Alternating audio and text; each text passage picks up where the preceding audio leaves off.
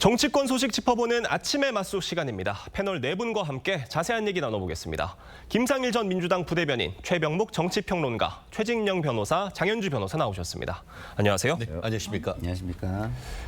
전해드린 대로 김건희 특검팀이 윤 전 대통령 부부의 공천 개입 의혹과 관련해서 이준석 개혁신당 대표의 자택과 사무실을 압수수색했습니다. 이 대표와 개혁신당 목소리 들어보겠습니다.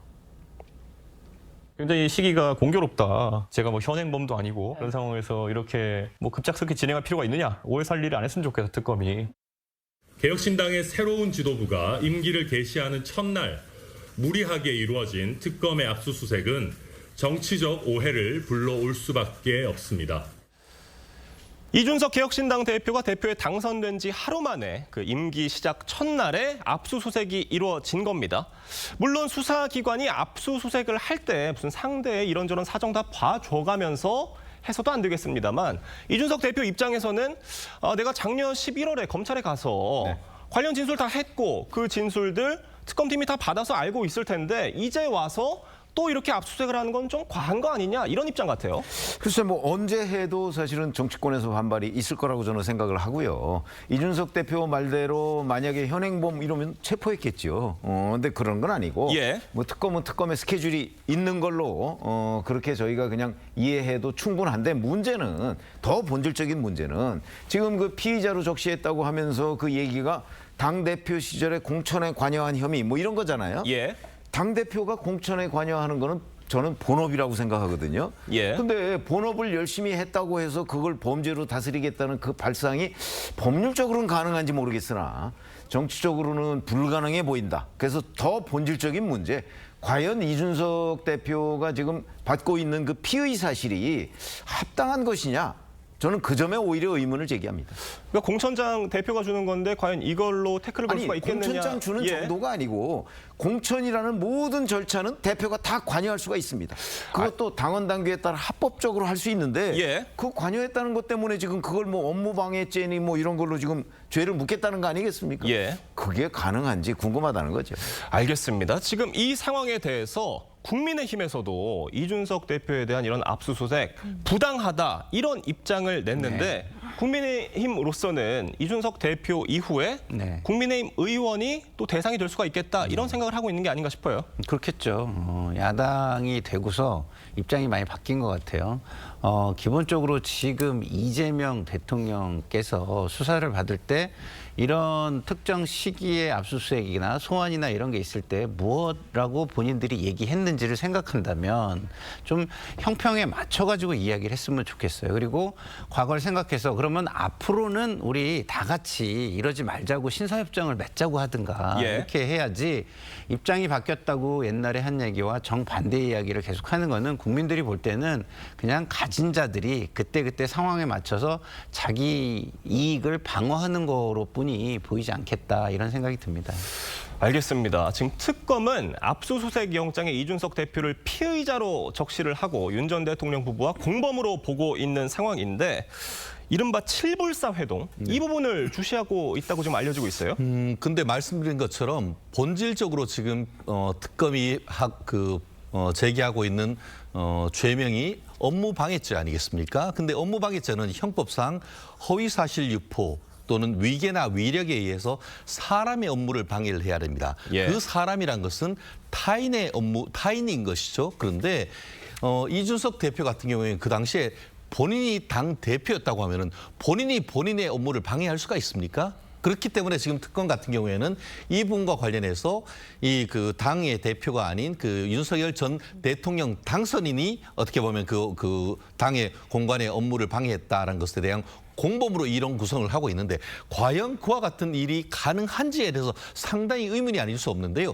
어떤 정치적 유불리를 떠나서 법조인의 관점에서 봤을 때 사람의 업무, 타인의 업무를 관여를 해야 되는데 이준석 당대표가 자기 업무를 방해했다? 직원들이 어떤 그 안을 보내왔는데 그거 수정해서 하라라고 하면서 수정해서 도장을 찍으면은 그 직원들의 업무를 대표가 방해했는 겁니까? 그렇기 때문에 이 부분이 본질적으로 법적인 어떤 업무 방해가 되는지에 대해서는 상당히 상당히 의문인 그런 점이 있기 때문에 과연 이 부분을 기소할 수 있을 것인지 최종적으로 법원에서 유죄가 나올 수 있을 것인지 사실관계를 아무리 판다고 해서 법적으로 이 부분이 문제를 있는지는 앞으로 계속 논란이 될 것 같습니다. 그러니까 업무 방해죄 자체가 자신의 업무를 자신이 어떻게 방해하느냐 이런 그렇습니다. 말씀을 네네. 주신 건데 지금 특검에서는 이준석 대표가 어찌됐건 공관위의 업무를 방해했다 이런 죄목으로 지금 압수수색에 나간 상황인 것 같은데 이준석 대표 부인하고 있습니다. 어떻게 보십니까? 그렇죠. 이준석 대표는 윤 전 대통령의 이런 관련된 공천 개입 의혹에 대해서 몰랐다 또는 이제 무관하다라는 취지로 지금 부인하고 있기는 합니다. 그러나 법원에서 압수수색 영장이 발부됐다라는 점은 당연히 꼬집을 수밖에 없는 상황인데요. 예. 영장을 법원으로부터 발부를 받고 특검이 어제 이준석 대표의 사무실에 대해서 압수수색을 한 것이기 때문에 아마 압수수색을 통해서 특검이 확보한 물증이나 압수물이 어떤 것인지가 굉장히 중요할 것 같습니다. 아마 압수물을 분석해서 관련된 혐의가 좀 추가적으로 또 드러난다라고 한다면 저는 뭐 이준석 대표에 대해서도 특검이 소환할 가능성도 현재로서 열려 있는 것 아니겠나라는 생각도 듭니다. 알겠습니다. 지금 이런 상황에서 15시간 가까이 특검 소환 조사를 받은 윤상현 의원이 윤 전 대통령이 공천 관련 지시를 내린 적이 없다고 했던 기존 입장을 번복한 것으로 알려지고 있습니다. 지시 내용이 언급된 윤 전 대통령과 명태균 씨의 통화 녹취록 내용 그리고 윤 의원의 기존 입장 이어서 들어보겠습니다. 공관위에서 나한테 이거 왔길래 내가 김영선이 경선 때도 열심히 뛰었으니까 너는 김영선이 좀 해줘라 그랬는데 거기에 말이 많네. 또 대통령도 저에 대해서 이런 지시를 내린 적이 없어요. 뭐 해라 저 해라.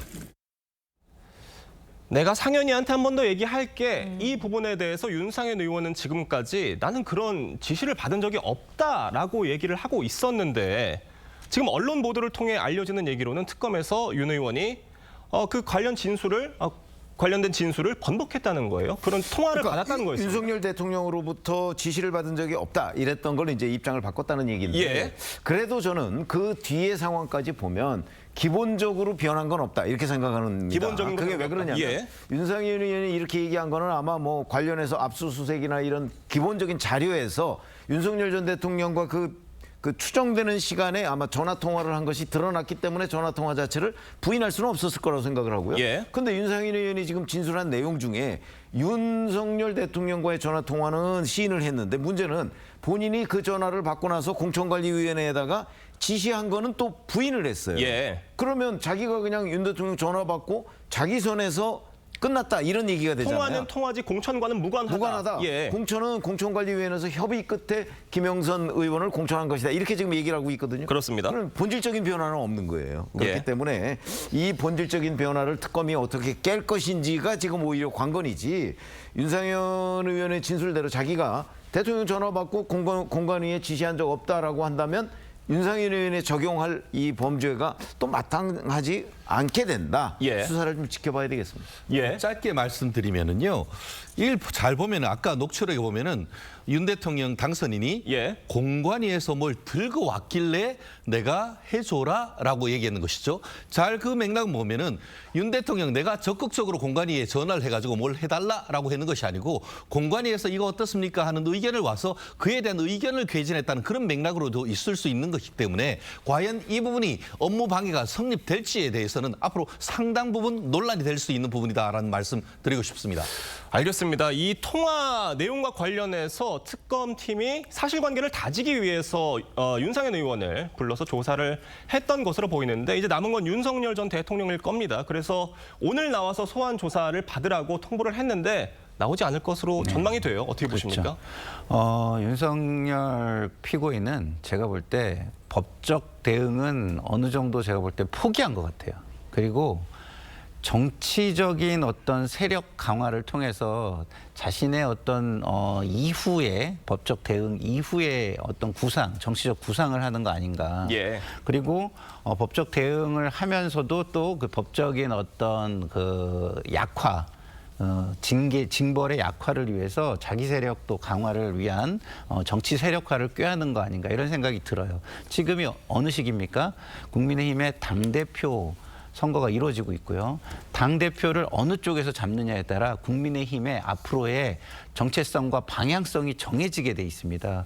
윤석열 피고인은 지금 본인을 지지하는 세력으로 당을 장악해서 당을 좀 더 극우 정당화하는데 지금 모든 것을 쏟고 있는 거 아닌가. 그렇기 때문에 법적 투쟁, 법적 대응에 대해서는 좀 더 포기를 하고 있는 거 아닌가 이런 생각이 듭니다. 알겠습니다. 저희가 다음 이야기도 좀 짧게 해보겠습니다. 민주당 당대표에 도전한 정청래 의원과 박찬대 의원이 사법부와 검찰을 겨냥한 법안을 내놓고 있습니다. 정청래 의원은 외부 전문가가 판사를 평가하는 내용을, 이 박찬대 의원은 법을 왜곡한 판검사를 처벌하는 내용의 법 개정안을 내놓은 건데 경쟁적으로 사법부 압박에 나서고 있다 이런 평가예요. 일단 민주당이 이번 주 토요일에 전당대회를 통해서 당대표를 새로 뽑거든요. 지금 전당대회 기간이기 때문에 아마 정청래 후보나 박찬대 후보도 좀 더 선명성 경쟁을 위한 이야기들을 많이 하고 있다라는 판단도 듭니다. 뿐만 아니라 지금 민주당 전당대회 과정에서는 이른바 3대 개혁, 그러니까 검찰 그리고 사법개혁 그리고 언론개혁까지 이 3대 개혁에 대해서 어떻게 잘 추진할 것인지에 대해서 많은 이야기가 나오고 있거든요. 가장 큰 화두가 되고 있고 이런 부분을 통해서 당원들의 당심을 얻고자 하는 부분들이 있기 때문에 관련된 법안들이 지금 발의가 되고 있다라고 보면 될 것 같은데 법안이 발의됐다라고 해서 바로 통과되는 것은 아닐 테니까요. 그 과정 속에서 또 국민적인 공감대나 또 국민적인 의견을 듣는 과정도 있지 않을까라는 생각도 듭니다. 지금 이 법안들을 두고 마음에 안 드는 법관들 속가내고 마음에 안 드는 판결 거대 여당의 힘으로 뒤집겠다 이런 거 아니냐라는 취지로 지금 야권에서는 비판이 나오고 있습니다. 저는 지금 가장 황당한 것이 어떻게 해당 당사자라고 할 수 있는 사법부의 판사님들이 조용하게 있는지에 대해서 저는 굉장히 의문이 들 수밖에 없습니다. 만약 이러한 사건이 윤석열 정부에 있었다라고 한다고 하면은 이른바 전국 법관 회의에서 들고 일어나서 그 정치적 중립성에 대한 회의를 하자고 얘기했을지 않을까 그런 생각이 드는데요. 예. 사법부의 구성원들이 이런 얘기를 들으면서 사법부의 독립, 상권 분립 이 부분에 대해서 어떻게 생각하는지 정말 그 대법원장님한테 다시 묻고 싶고요. 더불어서 지금 그 민주당의 이 관련되는 변호인이 해당하는 그 피의자에 대해서 진술을 번복하라고 대놓고 얘기하는 이런 상황이 어떻게 지금 백주대낮에 벌어지고 있는지, 만약에 이 정도로 된다고 하면 검찰에서 그 변호인에 대해서 얼마 전에 했는 것처럼 변협에 징계 요청을 해야 되는 것이 아닌가 이런 생각을 했었는데, 저는 이 정도는 어떤 그 법적으로 상식적으로 허용된 그 수준을 지금 넘어서고 있는 것이 아닌가 굉장히 걱정스럽습니다. 알겠습니다. 저희가 다음 소식도 짚어보겠습니다. 최동석 인사혁신처장의 과거 발언 논란이 점입 가경입니다. 정치권 인사들을 향한 원색적인 비난 발언은 물론 사법부도 거칠게 비난했던 사실이 드러났는데요. 관련 얘기 들어보겠습니다. 조기대도 이번에 이제 죽을 거죠. 이재명 죽이려다가 지가 죽어. 9명의 대법관도 죽을 겁니다. 얘네들도 사법 쿠데타의 중요 임무 종사자예요. 지금도 뭐 책 팔면서 책 장사하고 나라가 이 꼴이 됐는데 그에 대한 책임 의식은 내가 보기엔 문재인에게서 찾아볼 수가 없어요. 문재인과 조국을 보면 어떻게 이럴까? 이렇게 무식할 수가 있을까 이 분야에. 그래서 최동석 인사혁신처장의 어떤 이 화살의 방향이 완전 전방위적이에요. 네. 친문계 인사뿐만이 아니라 이재명 정부 내각에 있는 분들, 또 그리고 개혁신당 이준석 의원과 그 지지자들까지 비판을 하더니 이번엔 사법부까지 이렇게 싸잡아서 비판을 했습니다. 거의 뭐 화수분이다 이런 얘기까지 나오고 있어요. 그러니까 이재명 대통령을 제외한 거의 모든 사람들, 그 예. 사법부, 행정부 뭐 다 가릴 것 없이 그 다 공격을 하고, 그것도 그 공격의 수준이 정말 우리가 인격을 의심할 정도의 수준의 막말이 지금 그 계속 쏟아지고 있는 거 아니에요? 과거에 그런 발언들 가장 최근에는 뭐 5월, 6월 올해 이때까지 계속 나오고 있는데, 예. 저는 뭐 이제 좀 일종의 막말 유튜버 이렇게 얘기를 할 수가 있는데, 그럼 뭐 본인 뭐 이런저런 여러 가지의 뭐 세계관이나 이런 거에 따라서 저는 평가를 할 수 있다고 봅니다만, 저런 사람을 어떻게 인사혁신처장으로 그 선발을 했느냐. 예. 그게 훨씬 더 궁금해집니다. 도대체 누가 최동석이라는 사람을 추천하고 누가 검증을 어떻게 했길래 예. 저런 그 사람이 그대로 차관급인 인사혁신처장에 임명이 될 수 있었는가. 그리고 지금 임명된 후에 저렇게 수많은 여러 가지의 구설에 또는 그 때로는 뭐 모욕죄에 해당할 수 있는 저런 발언들을 했는데도 불구하고 여전히 대통령실에서는 경질은 없다 이러고 있거든요. 그러면 누가 저 뒤를 봐주고 있는가? 저는 오히려 그런 것들이 훨씬 더 궁금하다 이렇게 말씀드립니다. 도대체 어떻게 최동석 인사혁신처장이라는 분이 추천이 될 수가 있었느냐 이런 말씀을 주신 건데 어떻게 된 건지 좀 알고 계세요? 아니 뭐 그것까지 제가 뭐 취재를 모르시군요. 하거나 알겠습니다. 이럴 예. 생각도 뭐 들지도 않고요. 예. 기본적으로는 이제 대통령의 인사권이라는 부분이 우리 민주당에서는 굉장히 좀 난감한 부분입니다. 근데 이제 그것을 존중해야 되는 입장에서 저런 이야기들을 듣는 상황에서 또 비판을 적극적으로 하기도 좀 난감하고 그렇다고 또 저걸 또 옹호할 수는 또 없고 이런 상황인 것 같아요. 왜냐하면 이런 겁니다. 자, 저 정도 수준이면 과연 저분이 무슨 일을 할 때 자기 통제라는 게 가능한 것이냐라는 이제 의구심이 하나가 있는 것이고요. 그리고 두 번째는 인사가 지금 정무직 인사들이야 뭐 자기 사람을 쓴다고 하는데 예. 저분은 정무직 인사가 아니라 공무원 전체의 인사를 시스템을 다 담당하는 분이에요. 80만 공무원의 인사를 그렇죠. 책임지는 자리입니다. 네. 그러면 우리가 지금 이재명 정부에서 예. 어떤 인사가 있을 때, 공무원 인사가 있을 때 그 인사에 대한 신뢰, 이거를 국민에게 줄 수 있는 것이냐라는 부분에 대한 부분까지 굉장히 좀 당황스러운 일들이 많이 진행이 되고 있어서 본인이 이런 부분에 대해서 적극적인 해명과 그리고 앞으로의 의지 이런 거를 밝혀서 국민들의 어떤 여론을 좀 뭐랄까요 수그러뜨리지 않으면 이것이 계속 언론에서 그 국민들에게 소비되는 뉴스로 계속 나오는 동안은 정말 지지율의 걱정도 생길 것이다 이런 생각이 듭니다. 알겠습니다. 지금 최 처장이 주요 정치인의 점수를 매긴 것도 논란입니다. 이재명 대통령이 96점이고요. 문재인 전 대통령이 마이너스 70점, 한동훈 전 대표가 마이너스 60점이에요. 문재인 전 대통령보다 높은 상황인데 지금 이 인사혁신처장에 임명이 되신 이분께서 이런 어떤 인사 지표 이 부분이 지금 논란이 되고 있는 상황이에요. 어떻게 보세요? 그렇습니다. 그 사람의 미래를 보려면 그 사람의 과거의 행적을 보라라는 말이 있지 않습니까? 예. 그렇다고 하면은 이재명 대통령께서 그 최 처장을 임명한 것은 그 사람의 역량, 어떤 그 인사 전문가로서 역량을 보겠다는 것인데 그 말씀은 뭐겠습니까? 지금 그 본인이 만들었다고 하는 역량 진단 지수 APM 이것을 인사혁신처에 도입해라라는 그런 시그널로 본인은 받아들이지 않겠습니까? 그 혁신 기준으로 봤더니만 한국 문명을 발전시킨 사람 중에 넘버 원탑이 이재명 대통령으로서 거의 만점에 가까운 96점이었습니다. 그 반면에 지금 그 문명을 퇴보시킨 사람이 윤 전 대통령이 마이너스 113점, 그에 못지않게 문재인 전 대통령이 마이너스 70점이라고 하는데 예. 과연 이러한 기준을 인사혁신처 말씀하신 것처럼 80만 공무원 인사의 기준으로 도입할 것인지 정말 국민들은 눈여겨보고 있는 것 같고요. 이와 같은 업무적 역량 이외에 지금 업무에 어떤 도덕성 문제가 있는 것 아니겠습니까?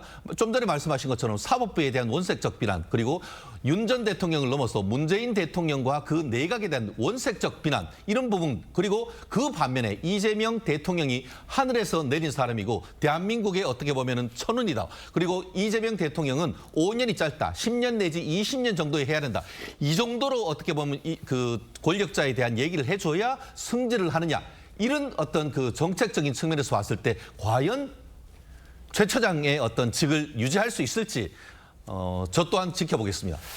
알겠습니다. 저희가 다음 이야기로 또 넘어가 보겠습니다. 법무부가 광복절 특사를 선정하기 위해 다음 달 7일 사면심사위원회를 열 예정인 것으로 알려졌습니다. 특별사면 대상에 조국 전 대표와 이화영 전 부지사가 포함이 될지 관심이 쏠리고 있는데 어떻게 보십니까? 포함이 될 걸로 보세요? 저는 아직은 무리익지 않았다라고 예. 판단할 가능성이 높다고 봅니다. 아시다시피 지금 정권 초기에 상당히 어떻게 보면 60% 이상의 어떤 지지율을 할 만큼의 나름대로 탄력을 받고 있는데 조국 전 장관 이미 어떻게 보면 국민들이 조국 사태라 불릴 정도로 국민을 양분했던 그런 부분인데 만약 이 정도 상황 속에서 조국 전 대표를 사면을 할 경우에는 이 대통령의 어떤 지지율에 상당한 타격이 있을 가능성이 있고 나아가 다가오는 6월 같은 경우에는 이제 지방선거가 있지 않습니까? 그렇기 때문에 지금보다는 내년에 있을 어떤 지방선거의 카드로 쓸 가능성이 훨씬 더 높기 때문에 내부적으로 군부를 계속되면서 그 연기는 모락모락 나오지만 결정적으로 이재명 대통령은 연기만 피울 뿐 이번 8.15 특사위는 아닐 가능성이 높지 않을까 예측해 봅니다. 최병목 편집장님 어떻게 보고 계십니까? 사실은 조국 전 대표의 경우 작년 12월에 수감이 됐습니다. 예. 그러니까 지금 7개월 정도밖에 8개월 정도 이제 그 수감 생활을 하고 있는 거거든요. 예. 징역 2년을 선고받았기 때문에 절반도 안 했고요. 8.15 광복절 만약 특사가 된다면 절반도 그 수감 생활을 하지 않은 가운데 이제 특별사면으로 풀려나게 되는 거니까 그것이 이제 정치적으로 미칠 파장 뭐 그런 것들을 저는 이재명 대통령이 훨씬 더 심각하게 고려를 할 것이다라고 본다면 예. 아마 이번에 정치인 사면 전체를 저는 안 할 가능성이 오히려 높다. 그래서 결국은 조국 전 대표에 대한 사면은 이번에 그냥 넘어갈 가능성이 높다. 저도 이렇게 봅니다. 그러니까 이재명 대통령에게 좀 부담이 될 수도 있지 않겠느냐 이런 시각들인데 장윤주 변호사님 지금 여권에서 좀 분위기가 어떻습니까? 일단 사면권은 대통령의 고유 권한이기 때문에 대통령의 결정을 존중해야 되겠다라는 생각은 있습니다. 다만 대통령의 고유 권한이다라고 하더라도 무제한적으로 행사할 수 있진 않을 것이고요. 당연히 사면 권한 또한 엄격하게 제한적으로 쓰여야 될 것입니다. 그렇다면 가장 중요한 건 명분일 것이라고 생각이 들고요. 특히 가장 또 중요한 기준은 국민 민심에 합당한지일 여부일 것입니다. 그렇기 때문에 대통령실도 지금으로서는 뭐 정치인들의 사면에 대해서 구체적으로 검토하고 있는 단계는 아니라고 판단이 되고 다만 경제 민생 사범들에 대해서 그런 위주로 사면이 있을 가능성이 지금으로선 더 높지 않을까라는 판단됩니다. 알겠습니다. 오늘 네 분 말씀은 여기까지 듣겠습니다. 감사합니다.